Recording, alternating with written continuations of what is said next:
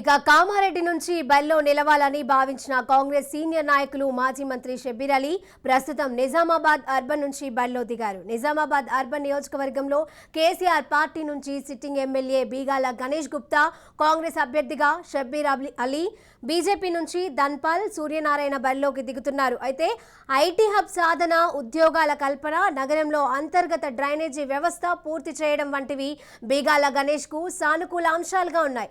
అధికార పార్టీ అభ్యర్థి మాదిరిగానే వైశ్య సామాజిక వర్గానికి చెందిన సూర్యనారాయణను బీజేపీ బరిలోకి దించడం పోటీని ఆసక్తికరంగా మార్చింది.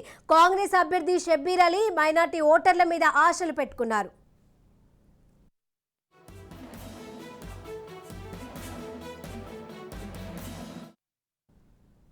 ఇక దీనికి సంబంధించిన పూర్తి అప్డేట్స్ మా ప్రతినిధి అందజేస్తారు.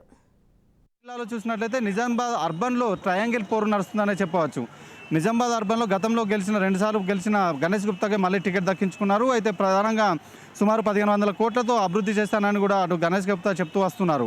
అది ప్రధానంగా రోడ్లు కావచ్చు, మినీ ట్యాంక్ బండ్ కావచ్చు, ఐటీ హబ్ వంటి అంశాలను, అండర్ గ్రౌండ్ డ్రైనేజ్ వంటి అంశాలను తెరపైకి తెస్తూ అభివృద్ధి అంటూ కూడా చూపిస్తూ ప్రజల్లోకి మరోసారి వెళ్తున్నారు. అయితే బీజేపీ పార్టీ నుంచి ధన్పాల్ సూర్యనారాయణ గుప్తా బరిలో ఉన్నట్లు కూడా తెలుస్తుంది. ప్రధానంగా నిజామాబాద్ అర్బన్కి సంబంధించి బీజేపీకి కొంత పట్టు ఉందనే చెప్పచ్చు. గతంలో అర్బన్ బీజేపీ ఏదైతే ఉందో బీజేపీ అర్బన్కి సంబంధించిన స్థానాన్ని గతంలో ఎండల లక్ష్మీనారాయణ కైవసం చేసుకున్న పరిస్థితి. ఈ నేపథ్యంలో బీజేపీ ఊపున్న నేపథ్యంలో బీజేపీ కూడా మరోసారి గెలుస్తాయని కూడా అటు ధన్పాల్ సూర్యనారాయణ గుప్తా ప్రజల్లోకి వెళ్తున్న పరిస్థితి మాత్రం అవుతుంది. అయితే తాజాగా మరోసారి ఇటు షబ్బీర్ అలీ కామారెడ్డి నుంచి గతంలో ఎమ్మెల్సీగా, అలాగే ఎమ్మెల్యేగా, అలాగే మంత్రిగా పనిచేసిన షబ్బీర్ అలీ నిజామాబాద్ అర్బన్ను కాంగ్రెస్ అభ్యర్థిగా బరిలో ఉండడంతో ఈసారి ట్రయాంగిల్ ఫైట్ నెలకొనే అవకాశం మాత్రం కనిపిస్తుంది. ముఖ్యంగా నిజామాబాద్ అర్బన్లో 1,20,000 మైనార్టీ ఓటు బ్యాంకు ఉంది. మైనార్టీ ఓటు బ్యాంకుకు సంబంధించి సుమారు 80,000కు పైగా పోలయ్యే అవకాశం ఉంది. అయితే మైనార్టీలందరూ కూడా కాంగ్రెస్ వైపే వెళ్తారనే ఊహాగానాలు మాత్రం ఇప్పుడు నిజామాబాద్ అర్బన్లో కొనసాగుతున్నాయి. ఈ నేపథ్యంలో అటు హిందూ ఓటు బ్యాంకు